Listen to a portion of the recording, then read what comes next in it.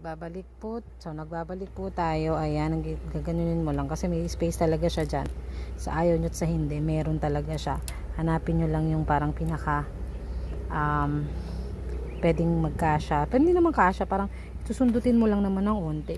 Halimbawa dito sa baba, nasira ko nga siya kasi nagtry ako na kung ano-anong sinasabi nila sa YouTube, di naman ganun. Ewan ko sa kanila. So, ayan. Push mo lang to pataas ng ganun. Pati to.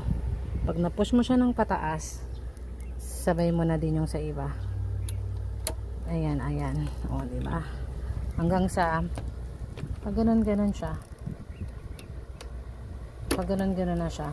So, mabuksan mo na siya ng maluwat, ng okay. Mabuksan mo na siya ng dire-diretso dito. Angat-angat mo lang siya na ganun. So, yun lang po. O, okay? Wala kasi ako makita sa YouTube, kaya tinry ko yun sa sarili ko kung paano. So, yun. Sana makatulong. Bye!